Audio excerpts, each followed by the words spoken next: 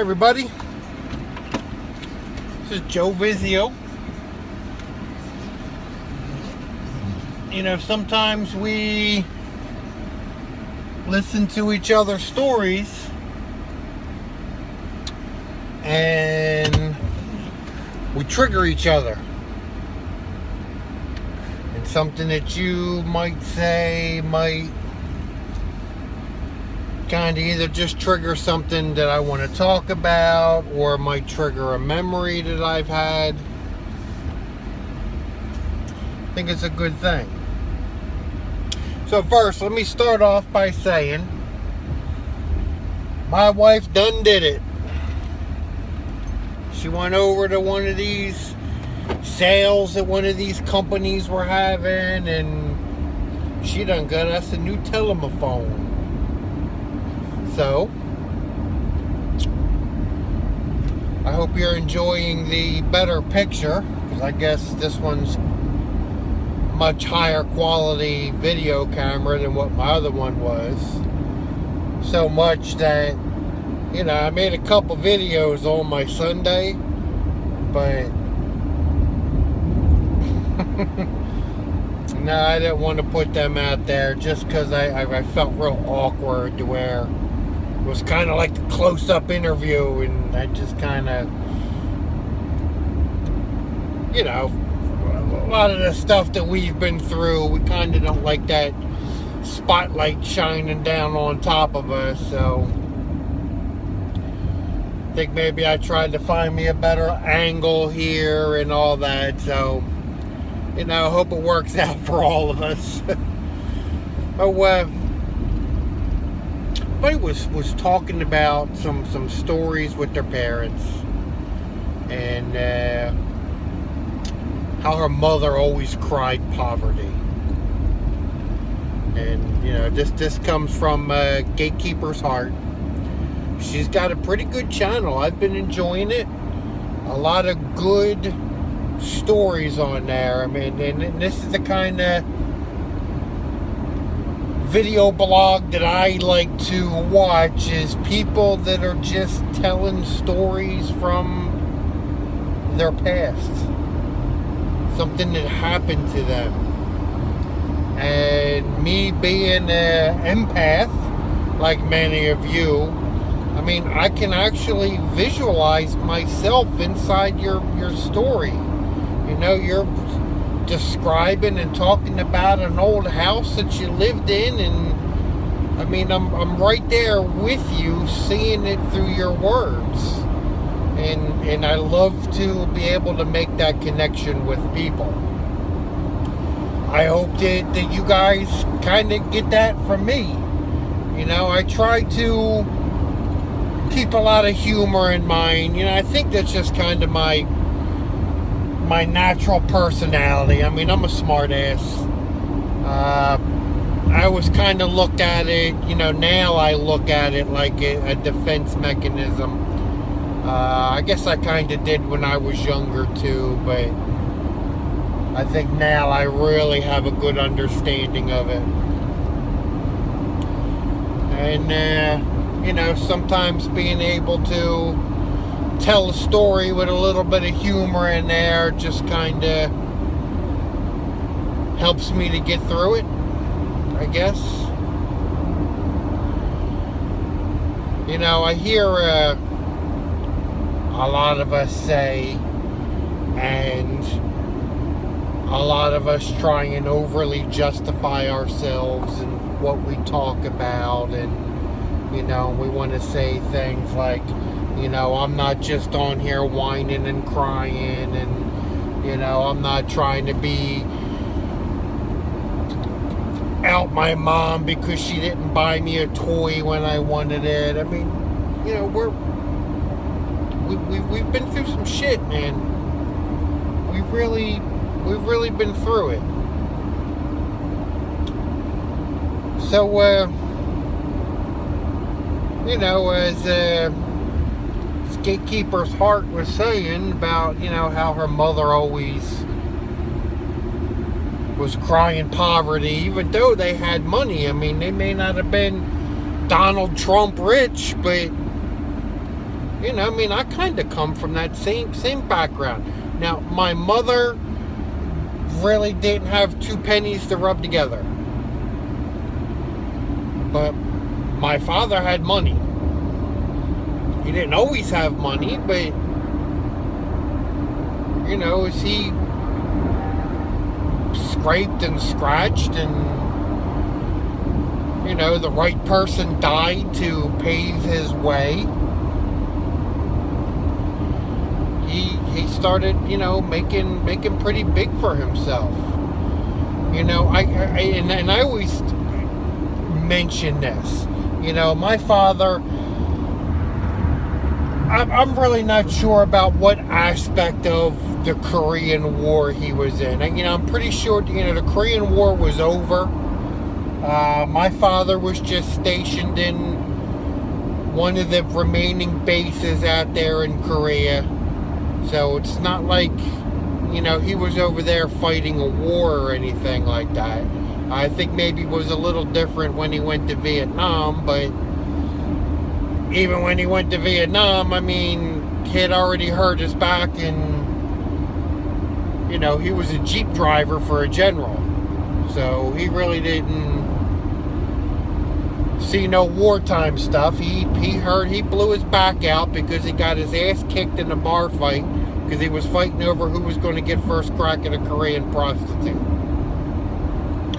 And over the years, he's collected a disability from that along with his regular salary. I mean, it's not like a normal disability where, like, let's just say, for example, you know, the government finally says, you know what, Joe, you're not faking about your back. You know, we're going to give you a disability from it. But disability means you're not allowed to work. You can't work. That's why we're giving you money, because you can't work. And I think that there's a limit. You know, I think you can make a couple dollars here and there, but, you know, not much. And then you always run the risk of somebody saying, hey, wait a minute, you know, you can make this couple dollars, you can make some more, let's kick you off a disability. This wasn't the case for my father. My father was on a military disability, and he's just collected it for life. The last time I spoke with my sister, she told me that my father takes in $2,300 a month in military disability. Think about that for a second. $2,300 a month. That's more than a lot of people make working 40 hours a week on their job. If you make the minimum wage or even a little bit above minimum wage, even if you make like $10 an hour at 40 hours a week, that's $400 a week, you know? I mean, you're only going to, $1,600 a month that's going to come out to. My father made more than that on a disability. Plus, you know, he eventually came into his own on his job. And the last I knew about that, you know, he was making an estimated of what his disability payment was per week. You know, that's over $100,000 a year. And even before that, even when you know, I was a minor living with him, I remember when we first moved down here to Florida, it was 1987, and my father was bragging to people about how he got this job to where he was making $55,000 a year. So that's over $1,000 a week in 1987. That's pretty damn good money for 1987. Even before that, I know the job he previously had, he was in the mid to upper 40s, in the early 80s, and even the late 70s once he first got into that position. I mean, I'm sure he worked up a little bit to that. But the point being, my father always cried poverty. And it wasn't like, you know, hey, Dad, you know, can you buy me this new $1,000 stereo system? No, I don't have any money. No, it was like, Dad, I need $40 for baseball registration. Oh, I don't know where I'm going to get that kind of money. I don't know. This is why you should have a job. He had the money for it. He just didn't want to give it. My father looked at me and my sister like we were crumb snatchers. That's the exact word that he used for us was crumb snatchers, y'all. You guys are just a bunch of little crumb snatchers. We were there to take what is his. That's why this image I have of my father, it's mine, mine, don't touch it, it's mine, don't even look at it, it's mine. That's a perfect example of how he is.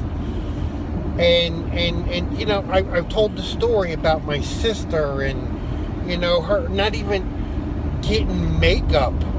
I mean, I'm talking about like, Dad, give your daughter $10 so she can go over to Eckerd Drugs. I don't know if y'all have Eckerd's. I think they're out of business now. But run over to Eckerd Drugs and buy $10 worth of makeup.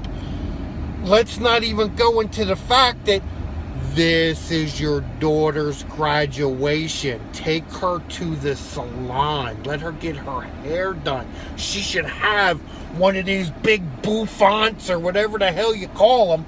She should have one. She's getting ready to graduate. Well, this is the 1980s. I'm sure that they would have teased it up real big with hairspray and Aquanet and all that kinds of crap. I was there. But yeah, I mean, he should have done things like that. It's not like we were asking him for anything, you know, not anything significant. You know, we weren't, you know, you go out to get school clothes and, you know, you get a pair of pants and 2 shirts so that you can make a couple different outfits and wear your other stuff that you wore last year. Okay, you can't classify something like that as child abuse. I wasn't walking to school wearing trash bags for clothes, but, you know, I mean, if you're going to have kids are going to need things. They're going to, you know, get back to that you are a reflection of me thing. Oh yeah, we were a perfect reflection until we needed money to buy something to enhance that reflection. It's, you know, I just, for the life of me, I never got it, you know. I remember I had just gotten my driving license. My sister had hers for a couple years, and, you know, my sister was always lucky that my father had that girlfriend he did, and, you know, and I always affectionately consider her like a stepmother because, you know, she was there for a while. She would let my sister use her car to be able to get back and forth to work, or, you know, if she was going to go over to a friend's house, you know. Kathy didn't care. Kathy was like, you know what, I'm not using my car. Just put gas in it when you're done and be careful. You know, you got to get out and drive. I never forget the day my father, he come up to us, he had this piece of paper in his hand, and he said to me, he said, do you have $1,000? And I looked at him, I said, no. He says, okay, sign this piece of paper. And I didn't know what it was, I just signed it. Did the same thing to my sister. Do you have $1,000? No, sign this piece of paper. It was a piece of paper saying that we weren't going to drive his car. He wasn't even going to put us on his car insurance so that we could drive his car. Not that, I mean, I could even see myself driving his car. It's mine. But, I mean, he went that far. And even things like that just kind of blow my mind, because I see other people out there that have had normal relationships with their parents. I mean, here they are, they're in their 20s, and their parents are paying for their car insurance, not because they have to, not because they need to, but because they want to. If I pay this $100 a month insurance bill for you, then I know that you're always going to have your car insurance, and that's going to give you $100 extra in your pocket that you might eat with. My father didn't look at it like that. Oh, you're hungry? Well, you come to my house and I'll feed you, but don't come every day because you don't live here. That's how he was. My mother always called this crying with a loaf of bread under your arm. If you can understand what that term is. And I guess it's kind of something she picked up from her parents who were, Great Depression age. I don't know what year my mother's parents were born. I know my father's mother was born in 1930. So, she was very young during the Depression, and, pretty much did her growing up as the country was climbing out of the Depression. And, you're talking about, people that, you didn't cut the crust off your bread, you ate the crust because you were hungry. So that's kind of the era that they grew up in. But I think that phrase came from that time, and my mother must have heard it from her parents, because she uses it all the time. She uses it against my sister a lot. Listening to your sister cry with a loaf of bread under her arm, and my sister's one that does that a lot. My sister, and she got this from her father. This is how her father treated us, and she does the same thing. When you say I want to go out to some kind of event they're having at Disney, and the first thing I would do, I would call my sister, and I would, hey, you got any money? And the first thing, oh no, I don't have anything. Oh, okay, well, I just wanted to see if you wanted to go to this thing that they're doing at Disney, oh, yeah, I can do that. Ha. So now we're on to something here. Her first defense mechanism, which comes from my father, as soon as somebody says anything about money, the first response is to say, no, I don't have any. I'm broke. I'm poor. I'm eating out of the garbage cans. In other words, don't ask me for any money. Because it gets cleared up when you say, hey, I was just asking because we're going to do this, and wanted to see if you can buy you a ticket. Oh, yeah, I can do that.